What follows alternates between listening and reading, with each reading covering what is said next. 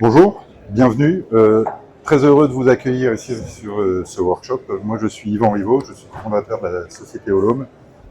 Société Holome, c'est une société, on a créé un environnement mobile de traçabilité pour l'industrie de manière générale. Et aujourd'hui, on commence à parler justement de la traçabilité dans le nucléaire.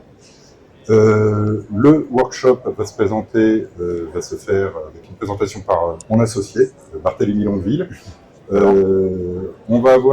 On a des intervenants, des gens qui sont justement dans la filière nucléaire et qui ont des sujets justement avec la donnée, la récupération de la donnée, l'utilisation et la transmission de cette donnée.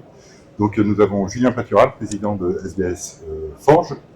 On a Thomas Mabir et Johan Lemire qui sont tous les deux, alors je ne suis pas sûr de vos titres, mais ils gèrent la boîte de LND et c'est une toute nouvelle société qui s'est lancée il y a tout juste un an et qui a fait face justement à ces sujets de traçabilité et de collecte de données.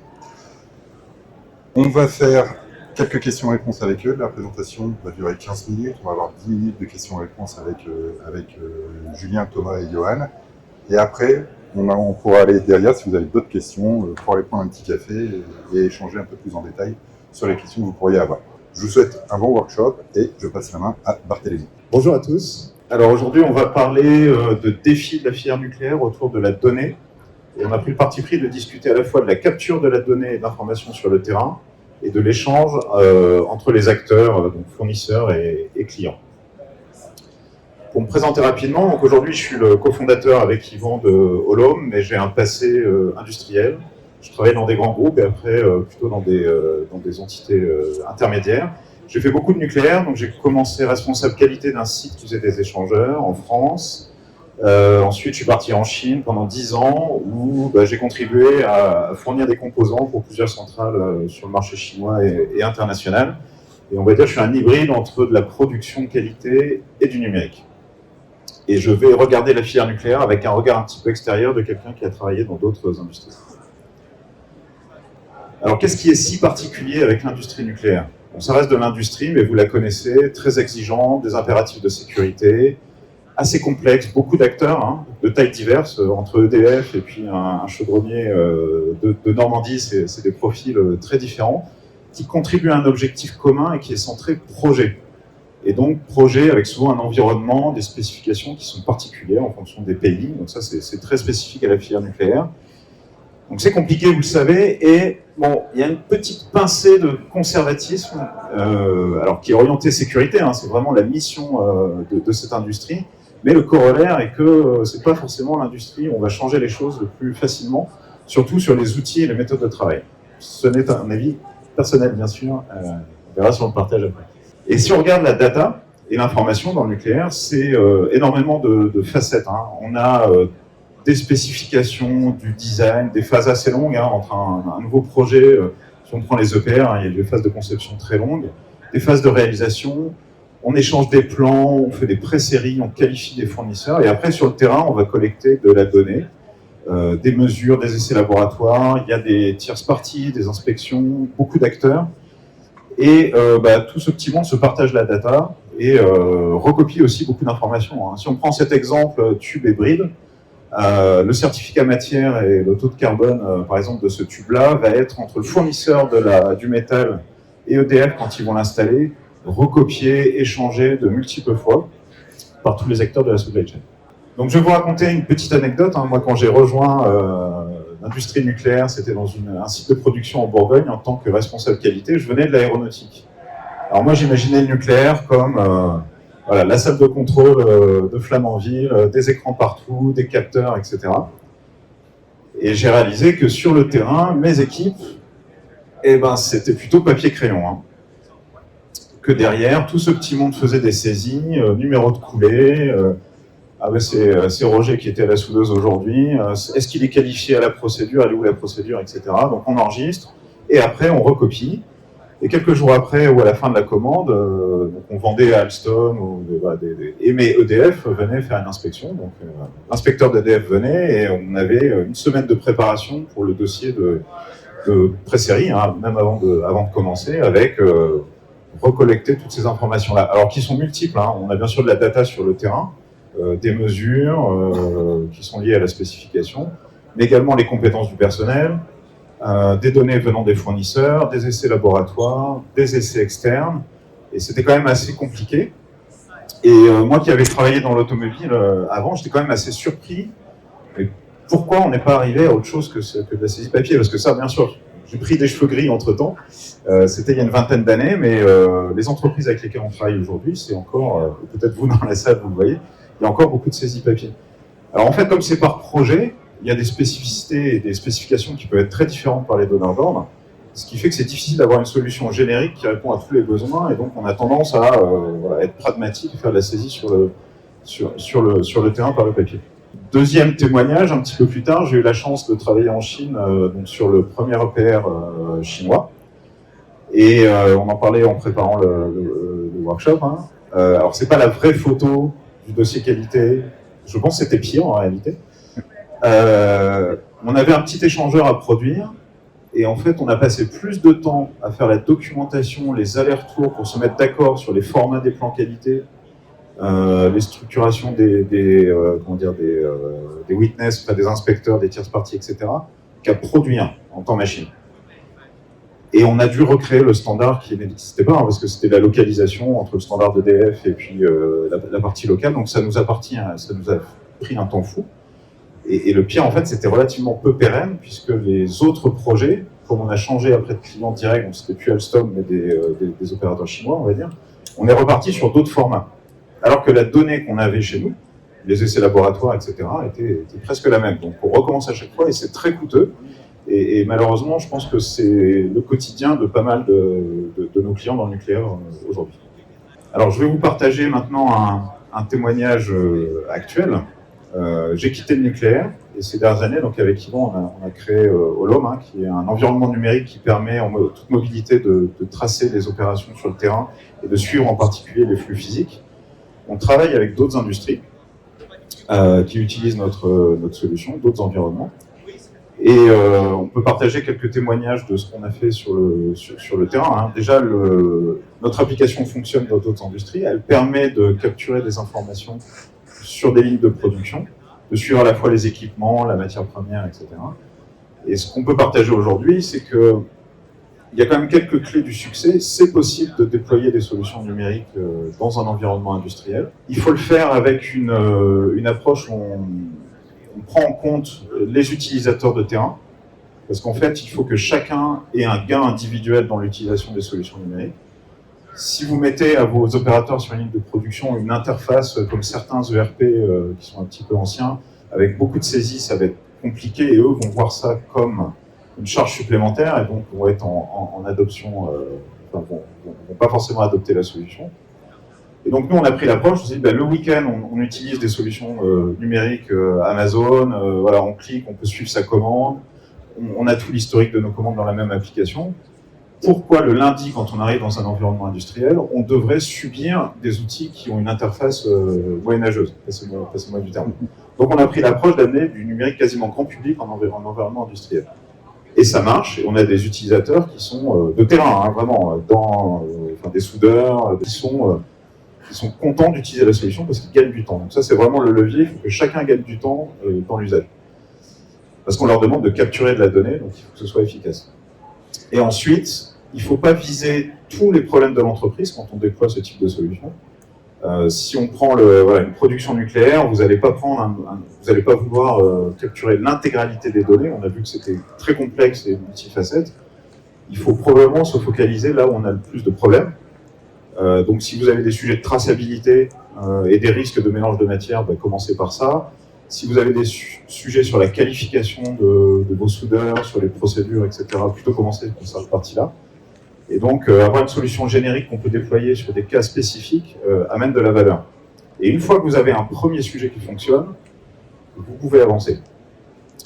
Et donc, on a quelques benchmarks, donc on pourra revenir par la suite. Hein. On a LMD qui est utilisateur de notre solution, donc ils pourront partager ce qu'ils en pensent. Et donc, c'est possible, et si vous voulez avoir plus d'informations, on est présent au stand de K60. Donc, quelques, on va dire, leçons qu'on peut tirer de cette courte introduction.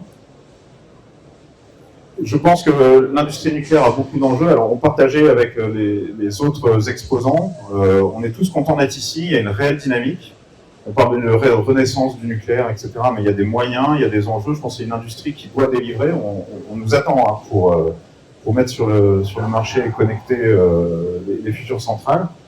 On ne peut pas se permettre de continuer avec les inefficacités qui sont présentes dans la supply chain en matière de données. J'ai fait une table ronde avec quelqu'un de Peugeot et on partageait un benchmark. Un superviseur de production aujourd'hui dans une usine qui n'est pas digitalisée va passer 20% de son temps à marcher d'un point à un autre pour accéder à de l'information. Entre ce qui se passe sur la ligne, avoir le pilotage, le suivi des ordres de fabrication, c'est de la marche et c'est du temps perdu. Donc est-ce qu'on peut se permettre aujourd'hui, vu les enjeux qu'on a, de payer quelqu'un 20% de son temps à des choses qui sont inutiles alors que la technologie est là. Et donc, on ne peut pas se permettre de rester là où on en est. Nous, on a un parti pris qu'on souhaite échanger avec vous, qui est la mobilité. Le nucléaire, c'est une supply chain complexe. Il y a des fabricants, il y a des installateurs, il y a plusieurs acteurs. C'est important d'avoir quelque chose pensé pour la mobilité. Et ensuite, interopérable. On ne pense pas qu'un standard international va pouvoir émerger d'échange de data entre tous les acteurs.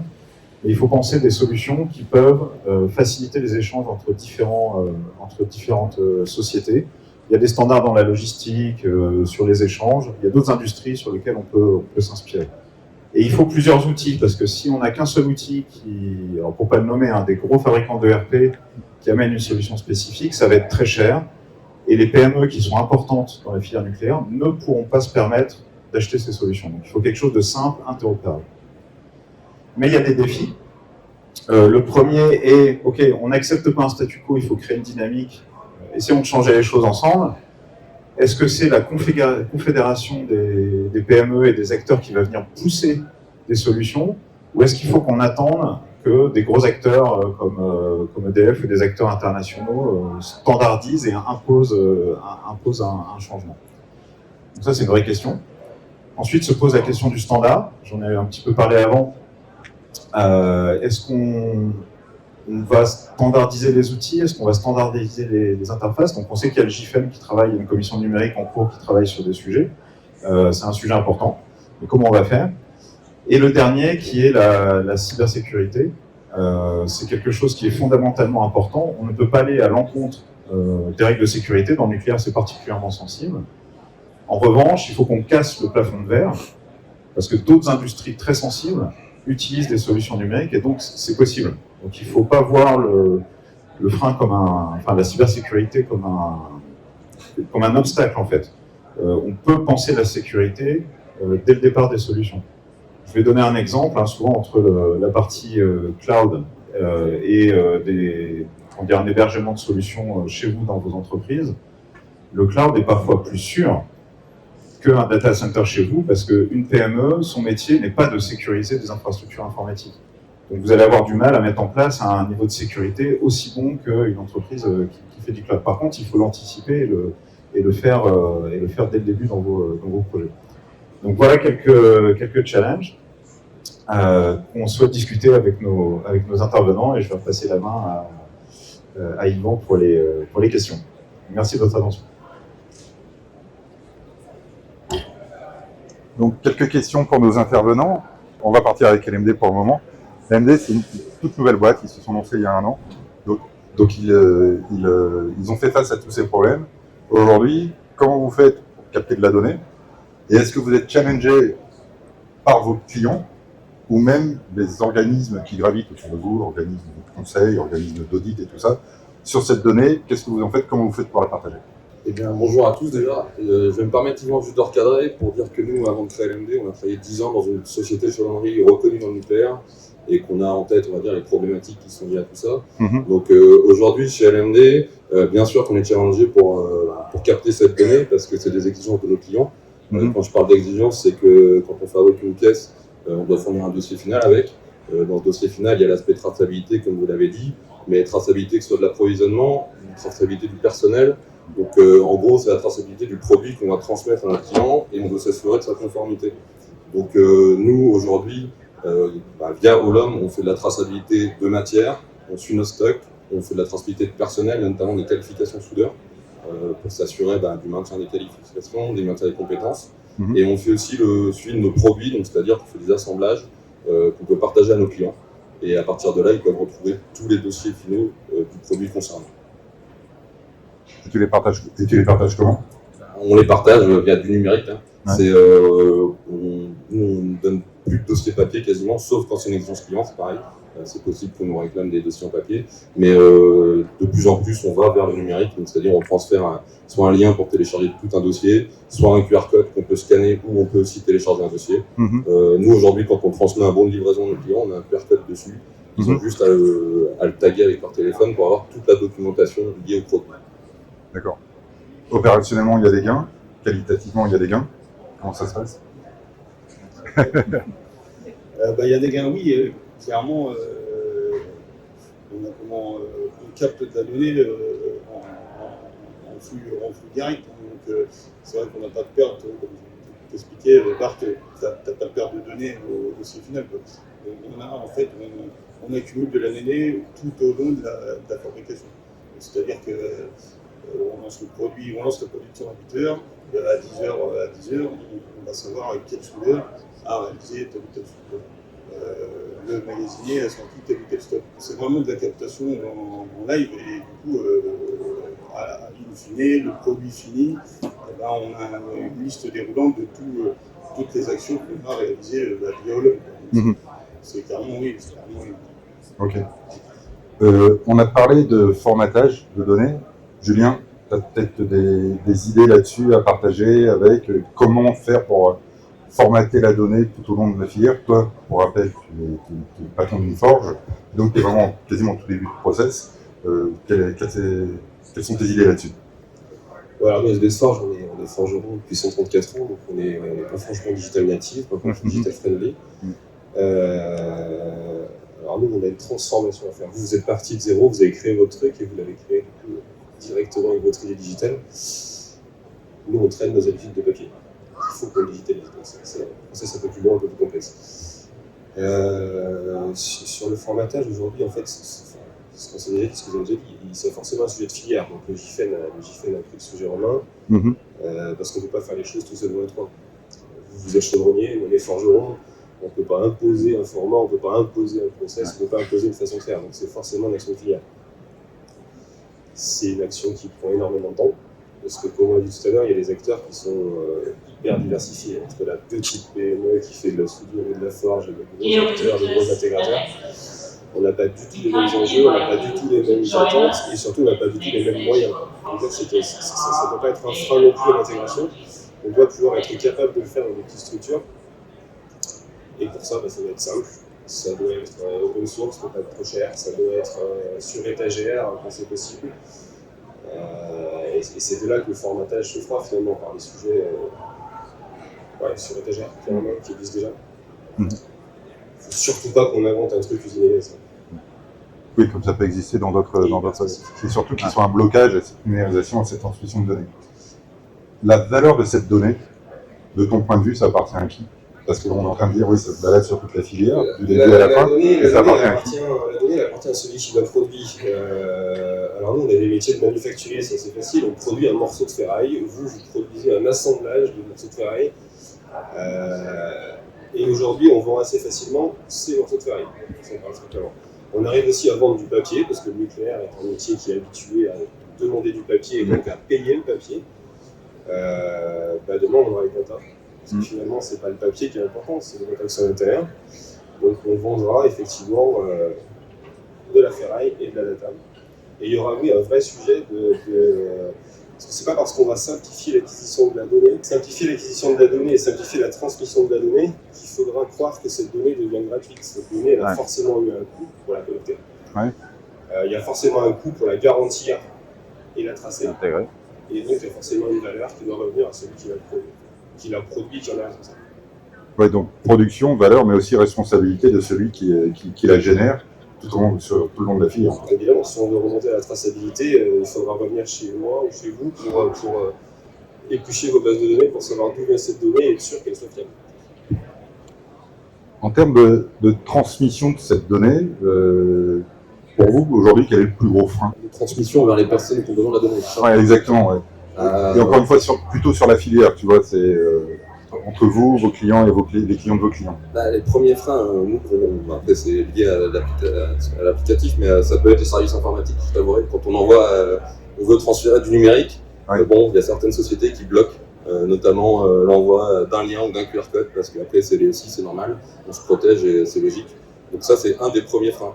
Après c'est quasiment le seul, je trouve, parce que nous dans la présentation qu'on fait justement de cette transmission de données à nos clients, et tout le monde est plutôt satisfait de voir qu'aujourd'hui on est capable de se transférer 500 pages de dossier final via un lien. On n'a pas déjà besoin d'imprimer, il y a l'aspect RSE qui rentre en jeu, qui est assez important. Mais c'est aussi la facilité de transmission qui est ultra simple. On envoie un mail avec un lien, on donne un QR code. C'est l'avenir, mais on y est. Mais quelque part, on se dit que c'est tellement simple qu'on se demande pourquoi on ne l'a pas utilisé avant, ou pourquoi ça n'existe pas depuis 10 ans.